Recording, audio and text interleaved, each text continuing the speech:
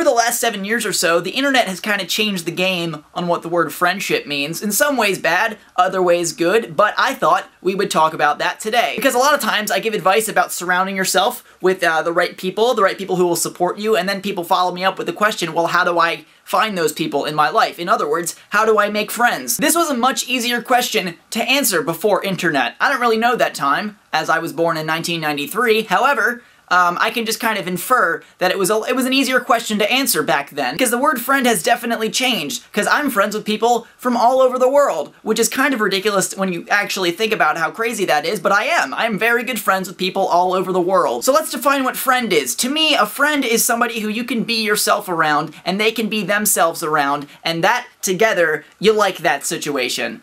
It's a vague definition, but I think it's okay. I think it's alright. When you have two people who are honestly being themselves around each other and they enjoy that experience, I think that's some form of friendship. Whether or not that's a good friendship or a best friendship, that remains to be seen, and that it depends on the situation. However, I think that is the bottom line for what a friendship is. And a friendship can be a number of different things. It can be a Skype call, it can be a Google Hangout, a Facebook chat, a Twitter interaction or DM. It can be a lot of different things that don't necessarily have to be two people in the same physical place together. And I think that dynamic of it not having to be a physical place together makes this kind of confusing.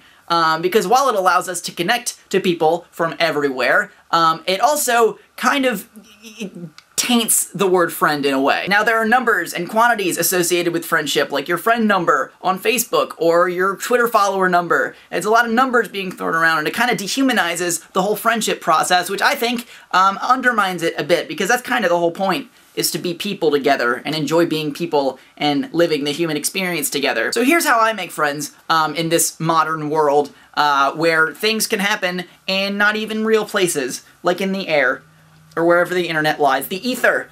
The ether. All of these also apply to people who are in the same physical place together, and I think that's where the important part lies, is keeping it the same but also different. Rule number 1, do not fake it whatsoever. This can be a very easy trap to fall in. I found myself at parties all the time going and trying to be the funny guy and trying to make everyone laugh and changing sort of like who I am depending on what people I'm hanging out with. And like, while it works to make you the funny guy of the party, it really does not work at all if you want to actually connect with another human being at that party or social gathering or school or whatever. I used to judge all of my social interactions, even my internet ones, back in the day, by how funny I was, or how funny people thought that I was. That's how I used to do it, and that's a really ineffective way to judge how you're doing socially. Also, the fact that you're judging how you're doing socially, that's not necessary at all. Just be comfortable with you, which I understand is a lot easier said than done, but you're not gonna get comfortable with you if you don't practice being you. Tip number 2, do not be afraid to start interactions. And again, this is one that I have struggled with and still struggle with to this day. I am not a very good initiator whatsoever. I am a receiver and an analyzer, and then I elaborate on that information. I'm not good at starting a conversation. However, you have to, you know? Here's a really good example of this. At VidCon 2012, I was a big viewer fan of one Bongo. And I saw her, we were in the same hotel room together, I was like, that's Allie.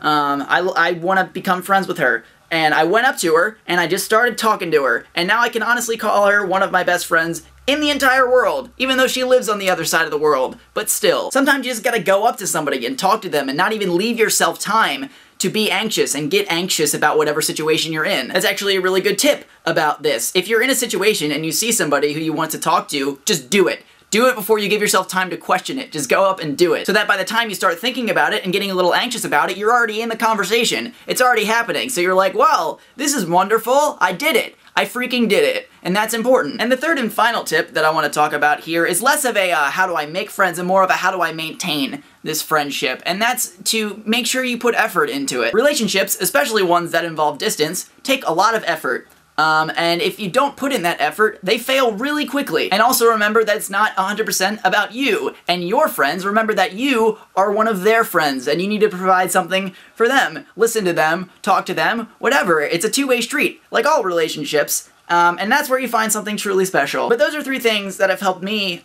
make friends over the last few years, and I feel like I've been pretty successful at it because I feel like I have some of the best friends in the world, and when things happen to me, when bad things go wrong, you know, my phone explodes with supportive texts, and I'm so happy about the people that are in my life right now and are surrounding me because they've been really great. But as always, I would love to hear what you guys think in the comments because it's important to me, and I read them, every one of them.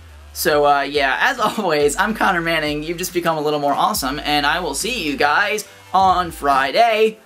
What?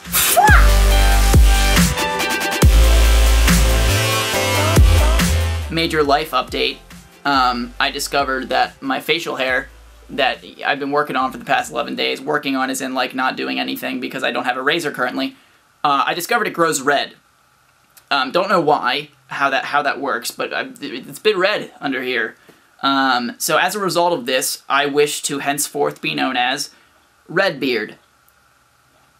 Redbeard the Radiant. That's my pirate name.